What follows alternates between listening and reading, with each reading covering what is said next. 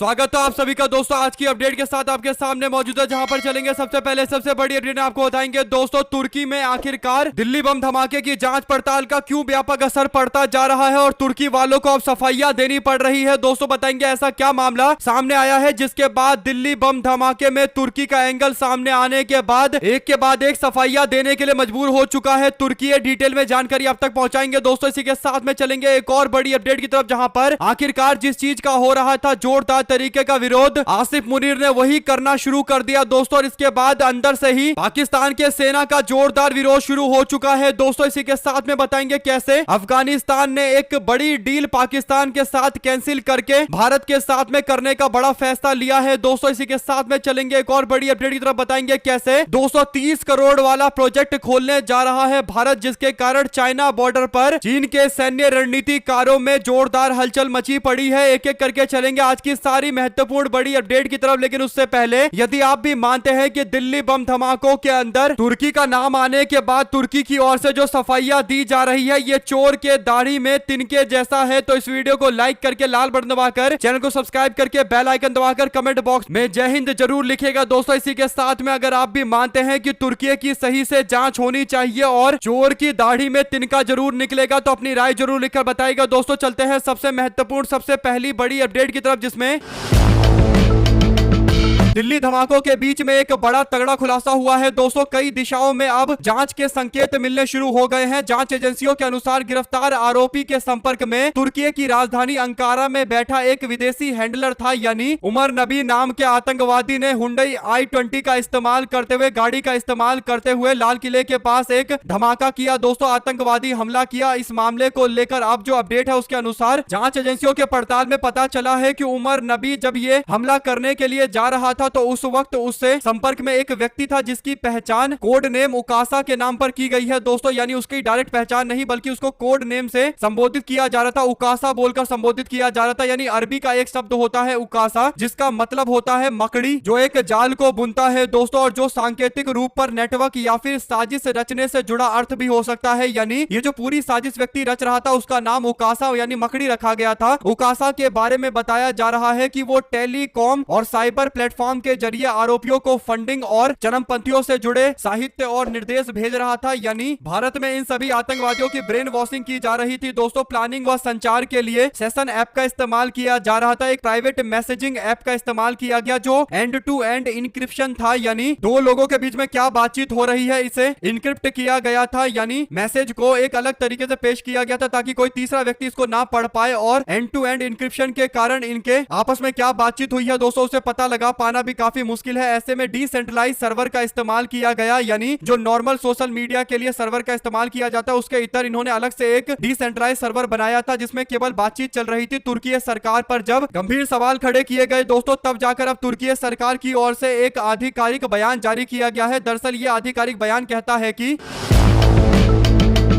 कुछ भारतीय मीडिया में छपी जानबूझकर फैलाई गई रिपोर्ट जो दावा करती है कि तुर्की का भारत में आतंकवादी कृत्यों से संबंध है, वह आतंकवादी समूह को लॉजिस्टिक यानी सामान उपलब्ध करवा रहा है, कूटनीति और वित्तीय समर्थन भी दे रहा है। दो देशों के बीच में द्विपक्षीय संबंधों को नुकसान पहुंचाने के उद्देश्य से चलाया जा रहा दुर्भावनापूर्ण दुष्प्रचार अभियान का हिस्सा है। तुर्की किसी भी स्थान पर किसी के द्वारा किए गए सभी आतंकी कृत्यों की सख्ती से खारिज करता है, सख्ती से निंदा करता है और अंतर्राष्ट्रीय समुदाय के साथ सहयोग के माध्यम से आतंकवाद के खिलाफ लड़ाई लड़ने के लिए अग्रणी देशों में से एक रहा है। इसी संदर्भ में तुर्की संयुक्त राष्ट्र की ग्लोबल काउंटर टेररिज्म स्ट्रेटजी में सक्रिय योगदान देता रहा है। नाटो की काउंटर टेररिज्म नीति को आकार देने में प्रभावी भूमिका निभाता रहा है। यह दावा है कि तुर्की भारत या किसी अन्य देश को निशाना बनाते हुए कट्टरपंथी बनाने वाली गतिविधि में शामिल है। यह पूरी तरीके से भ्रामक और किसी भी तथ्यात्मक आधार से रहित है। तुर्की को निशाना बनाया जा रहा है, बेबुनियादी रिपोर्टें छापी जा रही है। अंतर्राष्ट्रीय शांति और सुरक्षा और स्थिरता में तुर्की का बड़ा योगदान रहा है। कुल मिलाकर दोस्तों भारतीय मीडिया में जो रिपोर्ट छप रही है उसी को गलत बता रहा है तुर्की, जबकि दुनिया में सबको पता है कि हमास जैसे आतंकवादी संगठन, हयात तहरीर अल शाम जैसे आतंकवादी संगठन को तुर्की किस तरीके से मदद पहुंचाता है। सीरिया में तुर्की समर्थित नेटवर्कों के साथ साथ जबरदस्त तरीके से आतंकवादियों का एक समूह है दोस्तों जिसे तुर्की पूरी तरीके से सपोर्ट करता है। दुनिया के कई देश तुर्की के आतंक के समर्थन के कारण कहीं ना कहीं परेशान रहते हैं और अब तुर्की इस बात की सफाई दे रहा है कि उसका भारत के अंदर खासकर लाल किले पर हुए हमले में कोई भी योगदान, किसी भी तरीके का कोई संलिप्तता नहीं है। अगर आप भी मानते हैं दोस्तों कि जिनका इतिहास खतरनाक रहा हो, जिनके इतिहास में इस बात की प्रमाण मिलता हो कि उन्होंने आतंकवादियों के साथ मिलकर दुनिया में अशांति फैलाई है, उनको कम से कम अपनी साफ छवि का दावा नहीं करना चाहिए और अपने आप को मसीहा कम बताना चाहिए। 2 शब्द जरूर लिखकर बताइएगा दोस्तों। और चलते हैं एक और बिग ब्रेकिंग न्यूज अपडेट की तरफ, जिसमें दिल्ली में एक हाई इमरजेंसी बैठक बुलाई जाती है दोस्तों। हाई प्रोफाइल इमरजेंसी बैठक में सारे देश के बड़े बड़े अधिकारियों से लेकर मंत्री और प्रधानमंत्री मौजूद रहते हैं और इसके बाद फैसला लिया जाता है कि इस पूरे कांड पर एक एक चीजों को निकाल कर तह तक जाकर एक एक नेटवर्क को ध्वस्त किया जाएगा दोस्तों। और अगले दिन से ताबड़तोड़ कार्रवाई शुरू हो जाती है। जो खबर है उसके अनुसार जम्मू कश्मीर से लेकर हरियाणा और दिल्ली तक लगातार छापेमारी जारी है दोस्तों। केवल जम्मू और कश्मीर के अंदर जम्मू कश्मीर की पुलिस ने 500 से ज्यादा जगह पर रेड मारी है और 600 से ज्यादा लोगों को हिरासत में लिया गया है। ये सारे के सारे वे लोग हैं जिनके आतंकियों के साथ संबंध को लेकर संदिग्धता पाई गई है दोस्तों। छापेमारी में जमाते इस्लामी के खिलाफ एक अभियान चलाया गया है और यह अभियान सारे इनपुट के आधार पर हुआ है, यानी जो इंफॉर्मेशन मिली है उसके आधार पर एक्शन लिया गया है दोस्तों। कई सारे जम्मू कश्मीर की राजनीतिक पार्टियां इसे जम्मू कश्मीर के लोगों के खिलाफ की जा रही साजिश के तौर पर दिखाने की कोशिश कर रहे हैं, लेकिन जांच एजेंसियों ने पूरा तय कर रखा है कि जब तक एक एक नेटवर्क को ध्वस्त नहीं करेंगे तब तक लगातार एक्शन होता रहेगा। मोदी सरकार ने पूरी तरीके से छूट दिया है और यह सुनिश्चित करने के लिए बोला है कि एक भी आतंकवादी बचने न पाए और इसीलिए जांच एजेंसियां ताबड़तोड़ काम कर रही है दोस्तों। अगर आप भी मानते हैं कि कांग्रेस पार्टी और उसके संगी साथियों के द्वारा जरूर जांच पड़ताल को रोकने के लिए अड़ंगा लगाने की कोशिश की जाएगी, लेकिन जांच एजेंसियां पूरी तरीके से पूरी पावर केंद्र सरकार से लेकर मैदान में उतरे हुए हैं, तो तमाम रोकने के प्रयास फिर से ध्वस्त होंगे। 2 शब्द जरूर लिखकर बताइएगा। चलते हैं एक और अपडेट की तरफ, जिसमें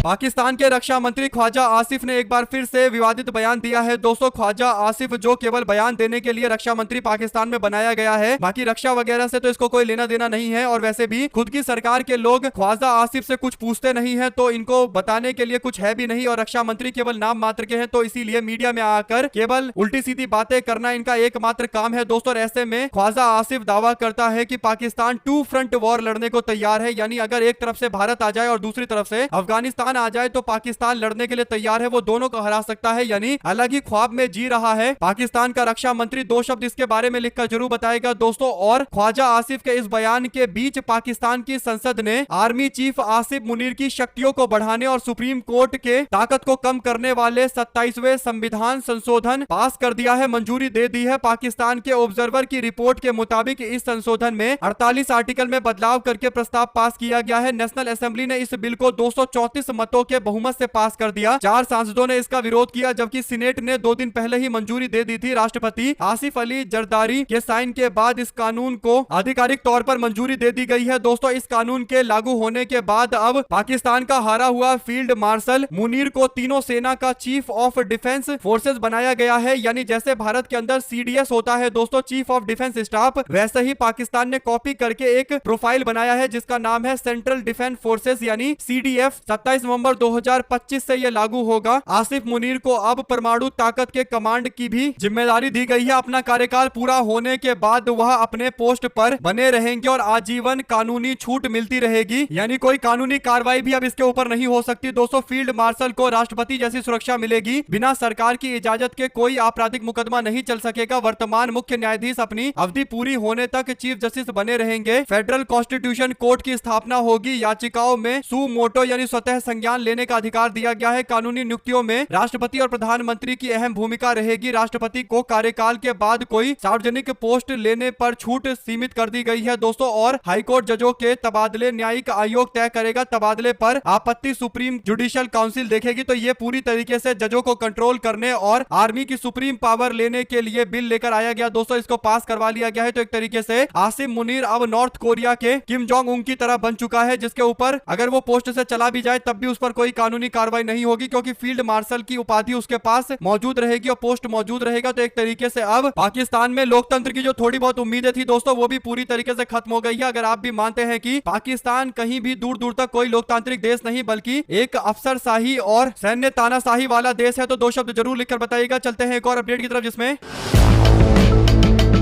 अफगानिस्तान की तालिबान सरकार ने अफगान व्यापारियों को पाकिस्तानी दवाइयों का आयात 3 महीने के भीतर बंद करने का नोटिस जारी किया है दोस्तों, और चेतावनी दी है कि समय सीमा के बाद पाकिस्तान से आने वाली दवाइयों की क्लियरेंस प्रोसेसिंग नहीं होगी। उप प्रधानमंत्री मुल्ला अब्दुल गनी बरादर ने कथित निम्न गुणवत्ता की दवाई का हवाला देते हुए 3 महीने की समय सीमा तय की है और वैकल्पिक आपूर्ति को लेकर मार्ग खोजे जा रहे हैं। यानी पाकिस्तान की दवाइयों में भी क्वालिटी नहीं है और अफगानिस्तान को दवाइयां भेज रहे हैं दोस्तों, तो पाकिस्तान वाले वैसे भी खराब दवाइयां भेजेंगे और ज्यादा खराब दवाइयां भेजेंगे। वैसे भी गुणवत्ता की उम्मीद पाकिस्तान से करना यानी रात में सूरज के निकलने की उम्मीद करने जैसा है। समय सीमा पूरी होने पर पाकिस्तान से दवाइयों की खरीद की बिक्री को अवैध मानने और वित्त मंत्रालय द्वारा ऐसे आयात पर टैक्स प्रोसेसिंग रोकने की बात कही गई है। यानी अफगानिस्तान अब दवाइयों को लेकर एक नया मार्केट ढूंढ रहा है। ऐसे में भारत के पास मौका है कि भारत अपनी दवाइयों को अफगानिस्तान को बेचे। अब देखते हैं क्या अफगानिस्तान भारत के साथ दवाइयों के मामले पर कोई बातचीत करेगा दोस्तों, क्योंकि सबको पता है पूरी दुनिया में कि भारत की दवाइयां क्वालिटी बेस्ड दवाइयां होती है और उसमें भी अगर दाम की बात करें तो दुनिया में कोई भी देश भारत इतनी सस्ती दवाइयां नहीं देता और इतनी सारी क्वालिटी भारत की दवाइयों में होती है कि दुनिया के बड़े बड़े देश भारत से दवाइयां मंगवाते हैं। ऐसे में पाकिस्तान से एक और मामले पर अफगानिस्तान दूरियां बना रहा है दोस्तों। अफगानिस्तान को पता है कि अगर वापस से युद्ध जैसी स्थिति बनेगी तो पाकिस्तान दवाई रोके अफगानिस्तान को परेशान करने की कोशिश करेगा। अगर आप भी मानते हैं कि सही कदम उठा रहा है अफगानिस्तान तो अपनी राय जरूर लिखकर बताइएगा दोस्तों। इसके इतर अगर आप लोग कुछ और कहना चाहते हैं तब भी लिखकर अपनी राय जरूर स्पष्ट कीजिएगा। चलते हैं एक और बड़ी अपडेट की तरफ, जिसमें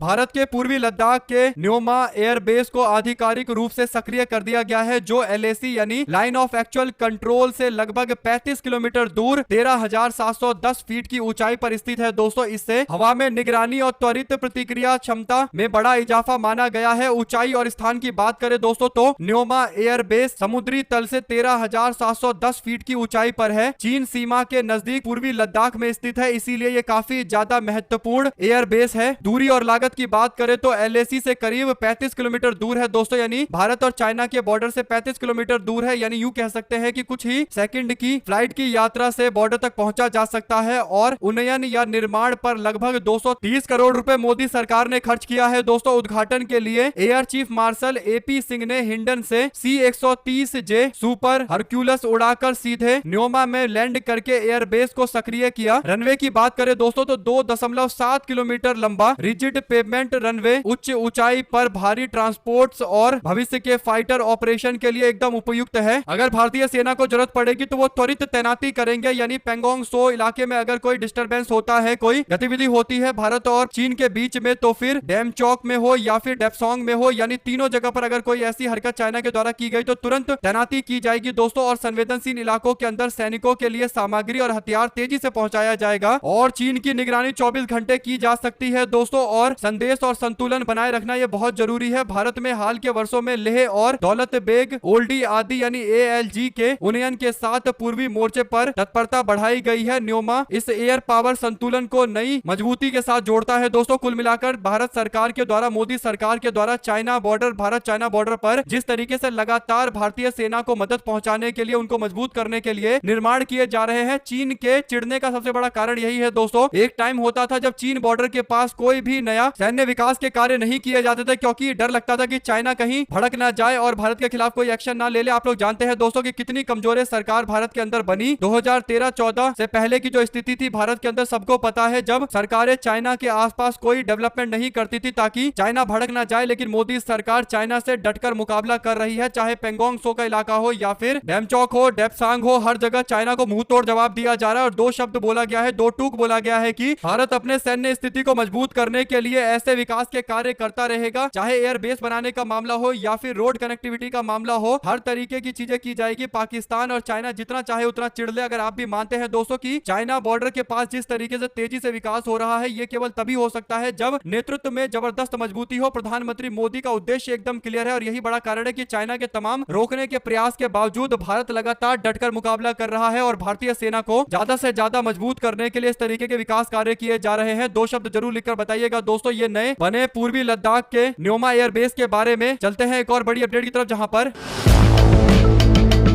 अमेरिका के विदेश मंत्री मार्को रूबियो ने दिल्ली के लाल किला के पास हुए बम धमाके को लेकर बयान जारी किया है। दोस्तों ये घटना 10 तारीख की है। इसके बाद अब अलग अलग देशों की प्रतिक्रिया सामने आई है। मार्को रूबियो ने कहा है कि भारतीय अधिकारी बेहद कुशल है, यह जांच बहुत सोच समझकर और पेशेवर तरीके से की जा रही है। यह साफ तौर पर एक आतंकवादी हमला था जिसमें कार में भारी मात्रा में विस्फोटक रखे गए। उन्होंने आगे कहा कि अमेरिका ने औपचारिक रूप से मदद की पेशकश की है, लेकिन भारत अपनी जांच एजेंसियों के दम पर इस मामले को संभालने में पूरी तरीके से सक्षम है। अमेरिका के विदेश मंत्री इस बात को मानते हैं कि भारत पूरी तरीके से सक्षम है। दोस्तों इससे पता चलता है कि जो लोग भारत की जांच एजेंसियों पर सवाल खड़ा कर रहे हैं उनको एक बार अमेरिका के विदेश मंत्री का बयान देखना चाहिए। यानी भारत के अंदर कुछ लोग हैं जो दोस्तों जो गिद्ध की प्रवृत्ति में काम करते हैं और इसीलिए जब भी इस तरीके की बड़ी घटना होती है तुरंत उनकी गिद्धों की प्रवृत्ति जग जाती है और इसके बाद भारत को ही नीचा दिखाने की कोशिश करते हैं, भारतीय जांच एजेंसियों को ही निशाने पर लेने लगते हैं। लेकिन अमेरिका विदेश मंत्री जब इस बात को बोल रहे हैं कि भारतीय जांच एजेंसी मजबूत है तो उन लोगों को थोड़ा देखना चाहिए कि अमेरिका जैसे देश के विदेश मंत्री खुलकर भारत की जांच एजेंसियों की तारीफ कर रहे हैं और भारत में रहने वाले कुछ लोग भारतीय जांच एजेंसियों को लेकर ही सवाल उठाने लगते हैं अपनी राजनीतिक महत्वाकांक्षा के कारण। चलते हैं एक और अपडेट की तरफ दोस्तों, जिसमें पाकिस्तान के प्रमुख अखबार की जमकर बेइज्जती हुई है। दरअसल हुआ यह कि पाकिस्तान के प्रमुख अखबार डॉन पर चैट जीपीटी की खबरें लिखने और एडिट करने का आरोप लगा है दोस्तों। यानी बौद्धिक क्षमता पाकिस्तान के सबसे बड़े अंग्रेजी अखबार की किस स्तर की है दोस्तों। सोचिए कि इनको एआई टूल का इस्तेमाल करना पड़ रहा है लेख लिखने के लिए। यह घटना 12 नवंबर के अखबार में प्रकाशित बिजनेस सेक्शन की एक रिपोर्ट से जुड़ा हुआ है। इस रिपोर्ट के अनुसार आखिरी पैराग्राफ में एक लाइन छपी हुई है दोस्तों। इस लाइन में जो बातें लिखी गई है वो एक प्रॉम्प्ट है, यानी चैट जीपीटी या किसी भी एआई प्लेटफॉर्म में जब कोई न्यूज आर्टिकल लिखता है तो इसके लिए वो एक प्रॉम्प्ट लिखता है चैट जीपीटी के सामने। वो प्रॉम्प्ट उन्होंने अखबार में गलती से छाप दिया जिससे पता चल रहा है कि ये लोग एआई का इस्तेमाल करके न्यूज आर्टिकल लिख रहे हैं। यानी बौद्धिक क्षमता पाकिस्तान में इतनी ज्यादा गिर गई है कि इनको एआई टूल का इस्तेमाल करना पड़ रहा है। अगर आप भी मानते हैं कि पाकिस्तान वाले खुद का मजाक बनवाते रहते हैं सबसे बड़े न्यूज अखबार का, जब उनका ये हाल है दोस्तों तो सोचिए कि क्रिएटिविटी के नाम पर पाकिस्तान वालों के पास क्या है। वैसे भी भारत की ज्यादातर क्रिएटिव चीजों को चुराकर पाकिस्तान में चिपकाने की कोशिश करता हुआ उनका बुद्धिजीवियों का जो ग्रुप है दोस्तों उससे और ज्यादा क्या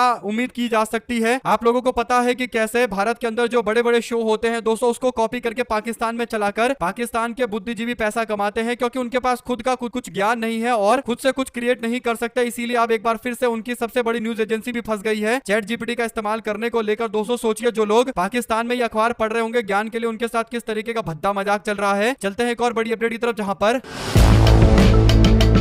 अमेरिका ने राष्ट्रपति डोनाल्ड ट्रंप के द्वारा बुधवार को इजराइल के राष्ट्रपति को एक पत्र भेजकर उनसे देश के प्रधानमंत्री बेंजामिन नेतन्याहू को लंबे समय से चल रहे भ्रष्टाचार के मुकदमे में क्षमा करने का अनुरोध किया गया। इस घटनाक्रम को लेकर देश में अमेरिकी प्रभाव के बारे में चिंता जताई जा रही है। नेतन्याहू की ओर से इस मामले में हस्तक्षेप करने का ट्रंप का ये नवीनतम प्रयास बताया जा रहा है दोस्तों, जिससे इजराइल के आंतरिक मामलों में अमेरिका की अनुचित प्रभाव पर भी सवाल उठ रहे हैं। ट्रंप ने पिछले महीने इजराइल की संसद में अपने भाषण के दौरान नेतन्याहू को क्षमा करने का अनुरोध किया था। वो गाजा में युद्ध के लिए अपनी युद्ध विराम योजना के सिलसिले में इजराइल के अंदर संक्षिप्त यात्रा पर गए थे दोस्तों। कुल मिलाकर डोनाल्ड ट्रंप हर तरीके से इजराइल के प्रधानमंत्री नेतन्याहू की मदद करने के लिए तत्पर दिखाई दे रहे हैं दोस्तों। लेकिन क्या इजराइल के लोग, इजराइल की सरकार, वहां की कोर्ट नेतन्याहू पर चल रहे आपराधिक मामले खासकर भ्रष्टाचार के मामले पर उनको मुक्ति देने के लिए तैयार होगा? अगर ऐसा होता है दोस्तों तो कहीं ना कहीं जनमानस में एक तरीके का विरोध देखने को मिलेगा। लोगों को लगेगा कि अमेरिका के दखल के बाद यहाँ की सरकार झुककर नेतन्याहू को बड़े बड़े कांड में छूट दे रही है। इससे इजराइल के ऊपर अमेरिका के प्रभाव से इजराइल की जनता में एक तरीके से हीन भावना उत्पन्न होगी दोस्तों, जिससे और ज्यादा विवाद आने वाले दिनों के अंदर देखने को मिलेगा। 2 शब्द जरूर लिखकर बताइएगा। चलते हैं एक और बिग न्यूज अपडेट की तरफ दोस्तों, जिसमें ट्रंप को उनकी ही सुप्रीम कोर्ट में तगड़ा झटका लगा है दोस्तों। खबर यह है कि इलिनॉस के एक फेडरल जज ने ट्रंप प्रशासन के ऑपरेशन मिडवे ब्लिट्ज यानी हिरासत में लिए जा रहे लोगों को रिहा करने के आदेश जारी किए हैं दोस्तों। यानी ऑपरेशन मिडवे ब्लिट्ज के नाम से जो ऑपरेशन चलाया जा रहा है उसमें ज्यादातर उन लोगों को हिरासत में लिया जा रहा है जो इलीगल तरीके से अमेरिका में रह रहे हैं। ये एक बड़ा आवर्जन अभियान था जिसके तहत जून और अक्टूबर के बीच में 3000 से ज्यादा लोगों को गिरफ्तार किया गया था। अमेरिकी डिस्ट्रिक्ट जज जेफरी कमिंग्स ने नेशनल इमिग्रेशन जस्टिस सेंटर और ACLU के पक्ष में फैसला सुनाया दोस्तों। उन्होंने तर्क दिया कि कि फेडरल एजेंट्स ने शिकागो एरिया में बिना वारंट के गिरफ्तारियों पर बैन लगाने वाले 2022 के समझौते का उल्लंघन किया है। कुल मिलाकर दोस्तों इलीगल तरीके से जो इलीगल इमिग्रेंट है उनको गिरफ्तार किया जा रहा है और इन्हीं कारणों के साथ अब कोर्ट मैदान में उतरकर कहीं ना कहीं ट्रंप को झटका देने की तैयारी कर रहा है। दोस्तों एक के बाद एक कई सारे फैसले ट्रंप के विरोध में भी सुनाए गए हैं। दोस्तों चलते हैं एक और अपडेट की तरफ, जहां पर अमेरिका ने एक बार फिर से वैश्विक व्यापार जगत को तगड़ा झटका दिया है। दोस्तों राष्ट्रपति डोनाल्ड ट्रंप के निर्देशों पर वॉशिंगटन ने भारत समेत 6 देशों की कंपनी और व्यक्तियों पर प्रतिबंध लगा दिया है। इस बार ट्रंप ने भारत को रूसी तेल नहीं बल्कि ईरान के कारण निशाना बनाया है। अमेरिकी विदेश मंत्रालय के अनुसार ये संस्थान इस्लामिक रिवोल्यूशनरी गार्ड कॉर्प्स को तात्कालिक और वित्तीय मदद प्रदान कर रही थी। अमेरिका ने बुधवार को भारत सहित 6 देशों में स्थित 32 कंपनियां और व्यक्तिगत रूप से शामिल कई सारे लोगों के ऊपर प्रतिबंध लगाने की घोषणा की है। दोस्तों रूसी तेल व्यापार से जुड़ा हुआ एक्शन नहीं लिया गया है बल्कि ईरान से जुड़ा हुआ एक्शन लिया गया है। अमेरिकी विदेश मंत्रालय ने बयान जारी करते हुए कहा कि यह कदम IRGC से जुड़े नेटवर्क को रोकने के लिए उठाया गया है। हालांकि दोस्तों भारत सरकार इस मामले को लेकर अमेरिका से बातचीत भी करने को तैयार है। कुल मिलाकर भारत के ऊपर एक्शन लेने के लिए एक और तरीका ट्रंप ढूंढ रहे हैं। ट्रंप के तमाम प्रयास अंततोगत्वा फेल होंगे। दोस्तों अगर आप भी मानते हैं कि डोनाल्ड ट्रंप जैसे लोगों के सफल होने के चांसेस बहुत कम होते हैं और आने वाले दिनों के अंदर अंतिम रिजल्ट आएगा जब ट्रंप एक बार फिर से फेल होंगे। हमारे साथ लगातार जुड़े रहने के लिए सभी दोस्तों, भाइयों, बहनों, मित्रों का बहुत बहुत धन्यवाद। दोस्तों आप लोग देख रहे थे आपका अपना चैनल जय हिंद जय भारत। वीडियो को लाइक करके लाल बटन दबाकर चैनल को सब्सक्राइब करके कमेंट बॉक्स में जय हिंद जरूर लिखेगा। बहुत बहुत धन्यवाद। जय हिंद।